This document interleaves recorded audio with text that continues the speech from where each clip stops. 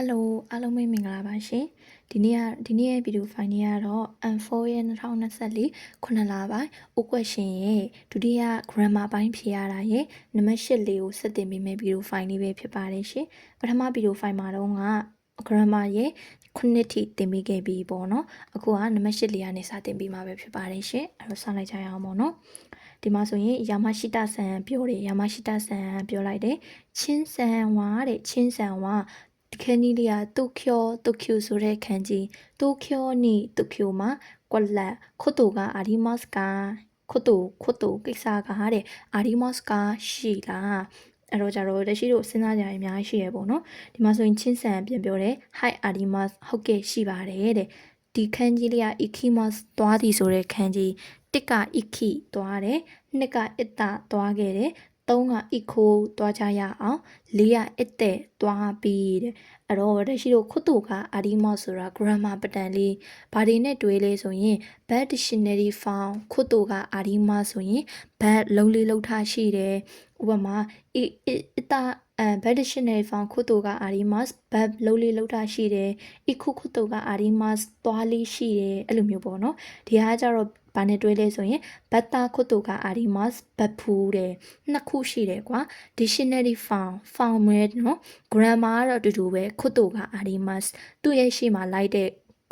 တွဲတဲ့ found ပြောင်းသွားတာ ਨੇ သူ့ရဲ့အဓိပ္ပာယ်ပါပြောင်းသွားတာ bad dictionary found ခုတ်တူက adimas ဆိုရင်လုံးလေးလုံးထားရှိတယ်အလေးအကျင့်တွေမှာပြောတာဒါကကြတော့ဘတ်တာခုတ်တူက adimasဘတ်ဖူးတယ်လို့ပြောတာဘတ်တာခုတ်တူက adimas ကဘတ်ဖူးလား dictionary found နဲ့တွင် bad dictionary found ခုတ်တူက adimas ကဆိုရင် bad လုံးလေးလုံးထားရှိတယ်တာနဲ့တွဲလိုက်မယ်ဆိုရင်ဘတ်တာခုတ်တူက adimas ဆိုရင်ဘတ်ဖူးတယ်ဒီမှာဆိုရင်တော့ dictionary found မပါတဲ့အတွက်ကြောင့်တာကိုချွင်းချက်မရှိတန်းရွေးလို့ရတယ် ita ခုတ်တူက adimas ကသွားဘူးလားအဲ့တော့ M4 မှာအဲ့လိုမျိုးတွေအများကြီးရှိရပေါ့နော် grammar ကတော့ဒီ grammar ပဲသူ့ရဲ့အရှိကတွဲတဲ့ form ပြောင်းတာ ਨੇ ရွယ်ချက်တွေ grammar သုံးထားတဲ့ရွယ်ချက်တွေပတန်အမျိုးအစားတွေလည်းပြောင်းတတ်တယ်ပေါ့နော်အဲ့တော့ပတန်ကတော့ဒီပတန်ပဲအရှိကသူ့ရဲ့အရှိမှာလိုက်တဲ့တွဲတဲ့ form ပြောင်းတာ ਨੇ သူ့ကိုသုံးထားတဲ့ရွယ်ချက်တွေဘာသာပြန်နေအကုန်လုံးပြောင်းလဲသွားနိုင်တယ်ပေါ့နော်ဒီမှာဆိုရင်ခုတ်တူက adimas ကိုမှာသူ့ရဲ့အရှိက dictionary form နဲ့တွဲမယ်ဆိုရင် dictionary form ခုတ်တူက adimas ဆိုရင်ဘတ်လုံးလေးလုံးထားရှိတယ်တာနဲ့တွဲလိုက်တယ်ဆိုရင်ဘတ်တာခုတ်တူက adimas ဆိုရင်ဘတ်ဖူးတယ်ဒီမှာဆိုရင်အတာခုတ်တူက adimas ကတွားဘူးလား hi adimas တွားဘူးပါတယ်တဲ့အဖြေကနိဗ္ဗာန်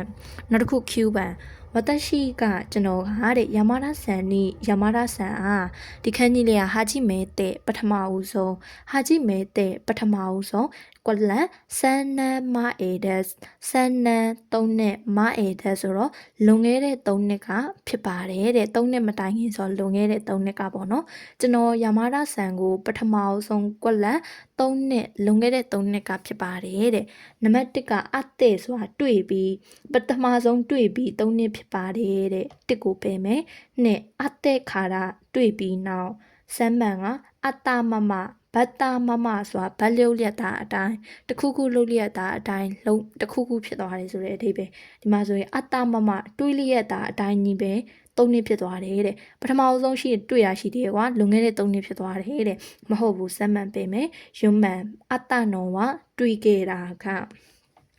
ဒီရဲ့တော့က M4 ရဲ့ grammar မှာသင်ရပါတယ်เนาะဘာနဲ့တွေ့တာဘာအစားအသုံးတာလဲနောင်အစားအသုံးပြုတာအတနောဝတွေးခဲ့တဲ့ကိစ္စကခုတ်တူလိုမျိုးပဲခုတ်တူကိစ္စအကြောင်းအရာလိုမျိုးပဲအတနောဝတွေးခဲ့တာကအတခုတ်တူဝတွေးခဲ့တဲ့ကိစ္စကအဲ့လိုမျိုးပုံစံအနေနဲ့သုံးတာအဲ့တော့ကြတော့နံပါတ်1ကအတဲ့ကတွေ့ပြီးနှစ်ကဘတ်တဲ့ခါရဆိုတာဘတ်ပြီးနောက်အတဲ့ခါရတွေ့ပြီးနောက်စမ်းမှန်ဆိုတာအတမမဘတ်တာမမဆိုတာဘတ်လျုပ်လက်တာအတိုင်းဥပမာဟိုအိုယွန်းဒါမမစာအုပ်ဖက်လျက်တာအတိုင်းကြီးနေတဲ့ရှိမှတာအိပ်ပျော်သွားခဲ့တယ်အဲ့လိုမျိုးတခုခုလှုပ်လျက်တာအတိုင်းတခုခုကဖြစ်သွားတယ်ဆိုရင်ဒီရဲ့ဘတ်တာမမယုံမှန်ကကြတော့ဘတ်တာအနော်ဝတွေးခဲ့တာကပေါ့နော်အတနော်ဝတွေးခဲ့တာကအဲ့တော့ကြတော့အဖြေဟာယုံမှန်ဖြစ်မှာပေါ့ကျွန်တော်ယာမာရဆန်နဲ့ပထမဦးဆုံးအတနော်ဝတွေးခဲ့တာကစန်းနမ်းမရတဲ့လွန်ခဲ့တဲ့3နှစ်ကဖြစ်ပါတယ်နော်ဝအကြောင်းအရာကိုရှင်းပြတာနော်ကအကြောင်းအရာကိုအထူးပြုတာနော်အိုအကြောင်းအရာကိုပြုလုပ်တာ F4 အခန်းမှာသင်ရပါတယ်နော် နောက်တစ်ခုဂျူးပန်ဒိုင်းကခုတက္ကသိုလ်မှာတဲ့ A ရပြောလိုက်တယ် A စာကြောင်းပြောလိုက်တယ်ခောဒီခန်းကြီးလေးကခောဒီနေ့အလျှော်နေ့အတူတူခါရာအိုကေနေ့ခါရာအိုကေကိုဤခနိုင်သူ့ရဲ့အနောက်မှာပါလဲ question mark လေးပါတယ် question mark မပါရင်တော့9နဲ့9ဖောင်ပြောင်းထားရင်အငင်းဖောင်ဒါပေမဲ့သူ့ရဲ့အနောက်က question mark ပါရင်ဒါမိကုန်းဖြစ်သွားတာဤခ9ဆိုရင်မသွားဘူးမဟုတ်ဘဲနဲ့သွားမလားဘယ်ကနေလာလဲဆိုရင်မားဆန်းကအလွယ်ဆုံးပြောရမယ်ဆိုမားဆန်ကာကနေလာတာဘတ်ကိုမတ်ဖြုတ်မားဆန်ကာဘတ်ကြမလားလေဘတ်ကြမလားအဲ့ဒါအောင်မှမားဆန်ကိုကြတော့9ဖောင်ပြောင်းလိုက်တယ်ခနေရာမှာ question mark လေးအစားထိုးလိုက်တယ်လို့မျိုးပေါ့နော်ဤခနိုင်တွားကြမလားဒီနေ့တဲ့အတူတူကာရာအိုကေကိုတွားကြမလားဘီယာပြောလိုက်တယ်ကွန်မန်တောင်းပန်ပါတယ်အရှတာမနှက်ဖြန်တဲ့သူအရှတာချူနီဒီခန်းကြီးလေးကနတ်ကအလေခန်းကြီးဒီနေရာမှာချူလို့ဘာသာပြန်မယ်အရှတချူနေမနှက်ပြန်အတွင်းမှာဒါမှမဟုတ်မဖတ်တတ်ဘူးဆိုရင်နောက်နတ်ကာဆိုတာအလေကွာမနှက်ပြန်အလေမှာဆိုတော့မနှက်ပြန်အတွင်းမှာလို့ပြောလိုက်တဲ့အဓိပ္ပာယ်နဲ့တူတူပဲမနှက်ပြန်အတွင်းနဲ့ကွက်လက်ရှုခုတိုင်းကအင်ဂျာကမာရာအိုဝတ်တဲ့ဤနိုင်ခါရာမာရာဆိုတာဒီတော့ဒီခန်းကြီးကအိုဝါရီမတ်ကပြီးတာမာရာအိုဝတ်တဲ့ဤနိုင်ခါရာမပြီးသေးတဲ့အတွက်ကြောင့်ကျော်ဝါဒီနေ့ကတော့ Ike9 des Ikimas ကတွားတာ Ike9 ဒါတဲ့မတွားနိုင်တော့ဘူးတဲ့မတွားနိုင်တော့ဘူးပေါ့နော်အဲ့တော့ဒီနေ့အတူတူကာရာအိုကေတွားမလားတောင်းပန်ပါတယ်မနေ့ပြန်အတွင်းမှာကွက်လက်အင်ဂျာကမပြီးသေးတဲ့အတွက်ကြောင့်ဒီနေ့ကတော့မတွားနိုင်တော့ဘူးတဲ့အဲ့တော့မနေ့ပြန်ဘာလို့မရအောင်လဲမထက်လို့မရဘူးပေါ့တစ်က dash တဲ့ဝ Ike9 ဘတ်တဲ့ဝ Ike9 ဆိုတာဘတ်လို့မရဘူးဘတ်တဲ့ဝ Ike9 ဆိုတာဘတ်လို့မရဘူး dash တဲ့ဝ Ike9 ထက်လို့မရဘူးတဲ့မနှက်ပြန်အတွင်းမှာထက်လို့မရတာမဟုတ်ဘူးမထက်လို့မရတာဒီကဘတ်တဲ့ဝ Ike9 ဆိုတာဘတ်လို့မရတာဖြစ်တဲ့အတွက်ကြောင့်တစ်ကိုပေးမယ်နံပါတ်1ဒါဆ9တူ Ike9 ဒီမှာကြရင်ဒါလေးကလေ N3 ပတ်တန်လေးတည်လားတရှိတော့ N4 မှာတည်တာဆိုရင်ဘဏခဲတဲ့ဘာနာရီမဆန်ဘတ်လို့မရဘူးတို့ဘဏခဲတဲ့ဘာနာရီမဆန်မဘတ်လို့မရဘူးဘဏခဲတဲ့ဘာနာရာ9မဘတ်လို့မရဘူးဆိုတာကိုတည်တာဒီရဲ့9တူလေးကိုမသိဘူးဒါလေးက N3 ပတ်တန်လေးဒါလေးကိုမှတ်ထားဒီရဲ့9တူ Ek9 ဆိုတာနာခဲတဲ့ဘာနာရီမဆန်နဲ့အတူတူပဲမဘတ်လို့မရဘူးဆိုတဲ့အတိတ်ပဲဒါစ9တူ Ek9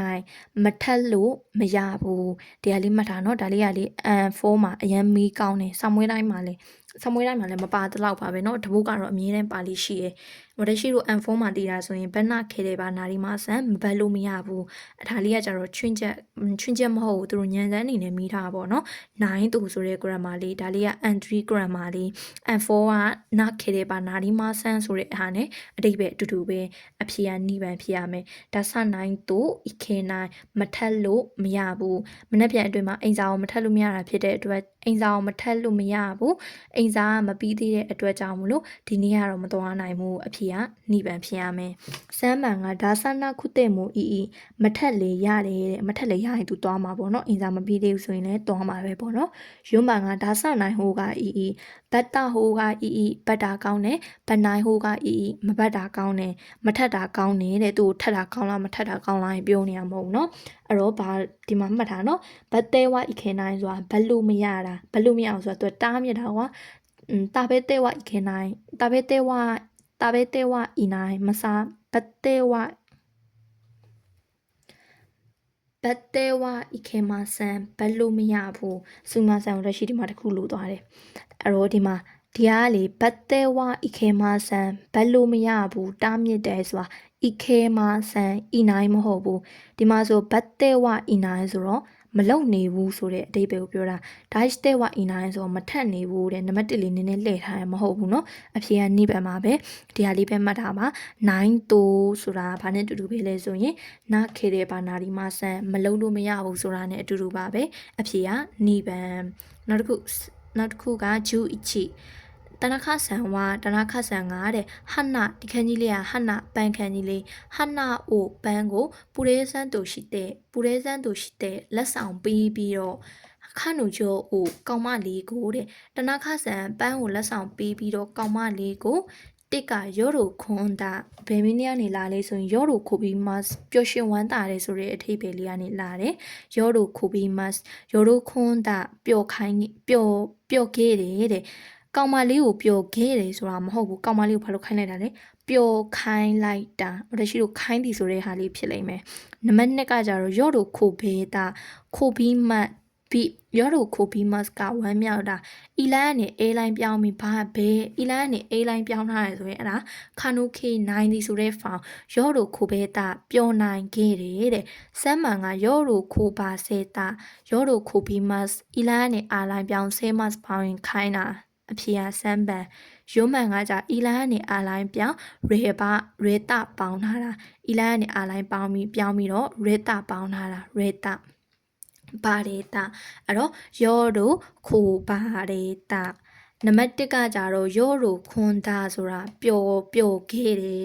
နှစ်ကရောတို့ခိုဘဲတာပျော်နိုင်ခဲ့တယ်ခါနိုခိနိုင်တာစမ်းမှန်ကရောတို့ခိုပါစေတာပျော်ခိုင်းခဲ့တယ်ရုံးမှန်ကရောတို့ခိုပါဒေတာပျော်ခြင်းခံခဲ့ရတယ်အဲ့တော့သူကသူ့ကိုပန်းကောင်းတာနခဆန်ကကောင်မလေးကိုပန်းပေးပြီးဘာလို့ခိုင်းပါလဲပျော်ခိုင်းလိုက်မှာပေါ့ပျော်ခိုင်းလိုက်မှာအဖေကစမ်းမှန်ဖြစ်ရမယ်နော်ရောတို့ခိုပါစေတာဒါကြတော့ဖောင်မီးတဲ့ပုံစံလေးဖြစ်သွားမှာပေါ့နော်အဲ့တော့ကြတော့တရှိတို့ N4 မှာတင်ရပါတယ်နော်ခံတယ်လှုပ်ချင်းခံရတာမျိုးလို့လှုပ်ခံရတာရယ်ခိုင်းတာရယ်ခိုင်းခံရတာဒီအဲ့ဒါတွေက N4 မှာတင်ခဲ့ရပါတယ်နော်နောက်တစ်ခုကဂျူနီနီရှိခါဝါပြောလိုက်တယ်ဟာယာရှိဆန်နဲ့ဟာယာရှိဆန်ဒီခန်းကြီးလေးအခုရဲမတ်နောက်ကြသည်ဆိုတဲ့ခန်းကြီးအခုရဲနတ်တဲ့အခုရဲမတ်ကနောက်ကြတာနာရီမဆိုတာဖြစ်လာတာပေါ့နော်အခုရဲနတ်တဲ့နောက်ကြသွားလို့တဲ့စူမီမဆန်တောင်းပန်ပါတယ်နီရှိခါဝါပြောလိုက်တယ်ဟာယာရှိဆန်နဲ့အခုရဲနတ်တဲ့စူမီမဆန်နောက်ကြသွားလို့တောင်းပန်ပါတယ်တဲ့အဲ့တော့နာကာဒဆန်ပြန်ပြောတယ်ပေါ့နော်အီဟင်ဝတရှိမို့ကျွန်တော်လည်းပဲအီမအခုကွက်လက်တဲ့အဲ့တော့တယောက်ကနေပြီးတော့ပြောလိုက်တယ်ဒီနေ့နောက်ကျသွားလို့တောင်းပန်ပါတယ်အဲ့တော့ तू ကလည်းအီဟင်တဲ့ကျွန်တော်လည်းပဲအခုတဲ့တစ်ကဘတ်တာတုခိုးတို့ဆိုတာဘတ်ပီကာစဘတ်တာတုခိုးတို့ဘတ်ပီကာစနှစ်ကဘတ်ဒစ်ရှင်နယ်ရီဖောင်တုခိုးတို့ဆိုရင်ဘတ်ဖို့ပြင်နေတော့မလုပ်ရသေးဘူးလုပ်ဖို့ပြင်နေတော့လာဖို့ပြင်နေတော့နဲ့တစ်ကကြတော့ခိတတခုတို့ဒါဆိုတော့လာပြီးကစားနှစ်ကကြတော့ဘတ်တရှင်နေဖောင်တခုတို့ကဘတ်ဖို့ပြင်နေတော့လာဖို့ပြင်တော့စမ်းမှန်ကခိတဲ့အီမတ်တာလာနေခဲ့တယ်ဘတ်တဲ့အီမတ်ဆိုတာဘတ်နေတာဆိုတော့လာနေခဲ့တယ်ရုံးမှန်ကကြတော့ဘတ်တဲ့အီမတ်ဆိုတော့ဘတ်နေတယ်ခိတဲ့အီမတ်လာနေတယ်တဲ့အဲ့တော့ကြတော့ဒီမှာဆိုရင်အဖြေကအချီပန်မောကျွန်တော်လည်းပဲအခုမှမလုပ်ပြီးကစားလဲခိတတခုတို့ဒက်လာပြီးကစားရောက်ပြီးကစားဆိုတာလေးကိုပြောချင်တာအဖြေကအချီပန်ဘတ်တာတခုတို့ဘတ်ပြီးကစားဘတ်ဒစ်ရှင်နယ်ရီဖောင်တခုတို့ဆိုရင်ဘတ်ဖို့ပြင်တော့သူကမလုပ်ရသေးဘူးလုပ်ဖို့ပြင်နေအောင်ပဲရှိသေးတယ်အဲ့တော့သူရောက်ပြီးကစားဆိုတော့အဖြေကအချီပန်ပေါ့နော်နောက်တစ်ခုဂျူဆန်ရေစုတိုရန်တဲ့စားတောက်ဆိုင်မှာတဲ့အဲ့တော့ဘသူကလည်းနာကာယာမဆန်ပြောလိုက်တယ်ခီမူရာဆန်ကတဲ့နာနီကိုတာဘဲတို့ဒီမှာဆိုရင် question mark ပိုင်းမေးခွန်းလို့သာမှတ်ထားလိုက်နာနီကိုတာဘဲတို့ဘာဟုတ်စားမှလဲတဲ့ဝတရှိဝခါရဲနီခီမူရာဆန်ပြန်ပြေတယ်ဝတရှိဝကျွန်တော်ကခါရဲနီအဲ့တော့တရှိတို့တစ်ခုခုရွေးချယ်မယ်ဆိုဘာနဲ့ရွေးချယ်ရလဲနောင်နီရှီမတ်နဲ့ရွေးချယ်ရတာလေခါရဲနီကတ်တယ်ဘာနဲ့ရွေးချယ်လဲရှီမတ်ကို additional form ပြောင်းလိုက်တော့စုတို့အဲ့ဒါလည်း N4 မှာသင်ရပါတယ်เนาะတစ်ခုခုရွေးချယ်မယ်နောင်နီအများကြီးတွေကမှာနောင်တစ်ခုကိုပဲရွေးချယ်မယ်ဆိုရင်ရှီမတ်ဆိုတာနည်းနဲ့ရွေးချယ်ရတယ်နောင်နီရှီမတ်လက်ရှိတို့နောင်ရဲ့အိုပါတီကဲအိုနောင်အိုရှိမှဆိုရင်အိုနဲ့တွဲလိုက်ရင်ဒီရဲ့နိနေရာမှာအိုပြောင်းသွားရင်နောင်အိုရှိမှဆိုရင်ဒီနောင်ကိုပြုတ်လောက်တာနိနဲ့တွဲရင်ကြတော့နောင်နိရှိမှဆိုရင်ဒီနောင်ကိုရွေးချယ်တာခါတယ်နိရှိမှခါတယ်ကိုရွေးမယ်ရှိမှကို additional form ပြောင်းလိုက်တော့စုတို့နှစ်ကကြအီကောင်းတာစမ်းကခုရာဆိုင်းရပြီးပါယွန်းကတာဖဲရောစားကြရအောင်သူ့ကိုဘာစားမလဲလို့မေးတာကြတော့ခါတိုင်းတာဖဲရောဒါတကယ်လို့ grammar တာမသိဘူးဆိုရင်တော့အကုန်လုံးကဖြစ်နိုင်တယ်ပေါ့နော်စမ်းမှန်တော့မဖြစ်နိုင်ဘူးသူကကြတော့ခုရာဆိုင်းက verse ကို must ဖြုံနေပဲတွေ့တာခုရာဆိုင်းပြီးပါဆိုတာကဒီခါတိုင်းခုရာဆိုင်းအဲ့လိုမျိုးလေးမရှိရှိတော့ရှိတယ်အကုန်လုံးဖြစ်နိုင်နေဟုတ်တယ်နော်အကုန်လုံးဖြစ်နိုင်နေ1 2 3 4စလုံးဖြစ်နိုင်နေအဲ့တော့ကြတော့မှတ်ထားလိုက်ပါ noun အိုရှိမှဆိုရင်ဒီ noun ကိုပြုလုပ်တာ noun နိရှိမှဆိုရင်ဒီ noun ကိုရွေးချယ်တာမှတ်ထားနော် အိုးနဲ့တွဲလိုက်အိုးရှိမှဆိုရင်ပြုတ်လို့တာနိရှိမှဆိုရင်ဒီဟာကိုရွေးချယ်တာအဲ့တော့အဖေကအချီပန်ခါတဲ့နိရှိမှကာဒီထမင်းကိုရွေးမယ်အဖေကအချီပန်အဲ့တော့ grammar မနဲ့ဒီရဲ့မိကိုလည်းနည်းနည်းလေး2024ခုနှစ်လပိုင်းဆိုတော့ဒီတလောမှာမိထားတဲ့ဟာပေါ့နော်ဒီတလောမိထားတဲ့ဟာနည်းနည်းလေးခက်တယ်လို့အောင်ခံစားရတယ်ပေါ့နော်လက်ရှိလည်းအခုမှတခါလေးတင်ကျင်စိတ်ပေါက်လို့ဆိုပြီးဗီဒီယိုတန်းရမ်းလိုက်တာပေါ့နော်မကြည့်ထားလိုက်ရအောင်ဆိုတော့နည်းနည်းလေးတော့ဟိုပါလုံးနေအဲ့တော့ကြတော့ဒီဟာလေးဆိုရင်အမှတ်သားစရာတွေအများကြီးပါတယ်ပေါ့နော်တူအီမတ်လို့ခေါ်တယ်ပြီးရင်ကြရင်တခုခုဖို့ရန်အတွက်ဆိုရင် verse ဆိုရင် must ဖြုတ် she must noun ဆိုရင် noun plus she must ဆိုရင်she must ဖြုတ်ပြီးတော့ကြတော့ noun နဲ့တွေ့တာ noun နီဒီမှာဆိုရင်လည်းနီပဲเนาะဒီမှာဆိုရင်လည်းနီအဲ့ဒါတွေကတော့လေ grammar တွေတစ်ခုချင်းရှင်းပြရင်ကြတော့မပြီးတော့ဘူးဆိုတော့တစ်ချက်မိကောင်းတည်တတ်မယ်ဆိုတော့ဒီကဟာပဲ UTV သွားလိုက်တော့မယ်เนาะအဲ့တော့ဒီကဗီဒီယိုဖိုင်လေးကိုနားမလည်ဘူးဆိုရင်နောက်ထပ်တစ်ခေါက်လောက်ပြန်နှားထောင်တာမျိုးပဲလုပ်ပြန်နှားထောင်တာမျိုးပဲဖြစ်ဖြစ်ဒါမှမဟုတ်ရင်ပြောသွားတာမြန်သွားတာမျိုးရှိရဆိုရင်နားမလည်တာမျိုးဆိုရင်အဲ့ဒီရဲ့ comment မှာမိခဲ့ပြီပေါ့နော် reply ပြန်ပြီးပါမယ်ရှင်အဲ့တော့ဒီနေ့ရဲ့ဗီဒီယိုဖိုင်လေးကတော့လောက်ပါပဲရှင်အားလုံးပဲနောက်ထပ်ဗီဒီယိုဖိုင်မှာထပ်တွေ့ပါမယ်အားလုံးပဲကျေးဇူးတင်ပါတယ်ရှင်